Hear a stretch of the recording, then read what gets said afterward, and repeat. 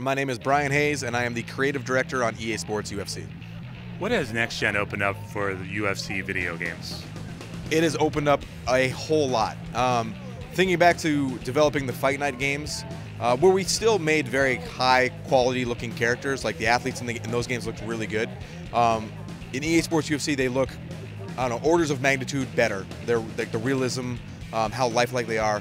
It's taken huge steps forward, but we're also able to have fully fleshed out scenes for presentation where we go wide on the octagon and you see one fighter and 3 people in his entourage, the other fighter and 3 people in his entourage, the referee, the 2 cut men, the Octagon Girls at ringside, Dana White, Joe Rogan, Mike Goldberg. They're all in the scene together.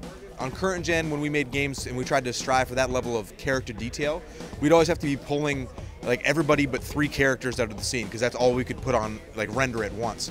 So that alone, like that's one example of the power of Next Gen has allowed us to actually create a real world, a living world for UFC. How has that opened up gameplay from the physical ability for people to see damage as the 2 players are fighting? Tremendously. I mean, we have a completely new feature this year called RealTime Exertion, and everything that does essentially simulates human physiology in real time. So as you're playing EA Sports UFC and your fighter starts to get tired, you'll start to see their skin color change as their blood pressure increases, essentially. You'll see vascularity change, so their veins will start bulging out as they're exerting themselves more and more. And when they're really straining to do something like choke somebody out or finish an armbar, you'll see tendons standing on their neck and a lot of really realistic muscle flexion. So that level of detail and that simulation of human physiology is something we would have put it on paper on current gen and then thrown it out when we realized we didn't have the horsepower to do it. Can you talk about how you feel you're pushing the actual gameplay dynamics with the stand-up game, the ground game, the grappling with UFC and Next Gen?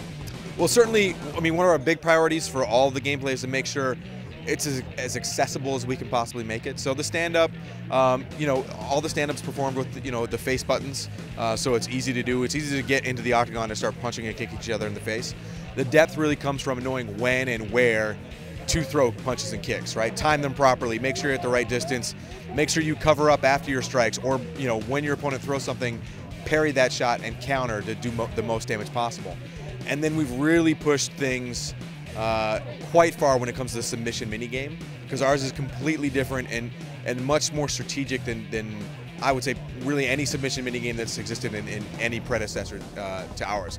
Every submission is animated in multiple stages, depending on how complex the submission is or what your guys' Brazilian Jiu-Jitsu ratings are. It might take you 5 stages to finish the submission or 3 stages, and it's just a constant battle between the offensive and defensive player that captures some of the essence of real-life Brazilian Jiu-Jitsu in a very abstract way, obviously, because we can't really put you in the really put you on the mat with somebody and let you feel leverage and weight and balance. But yeah, we're really pushing things when it comes to the ground game.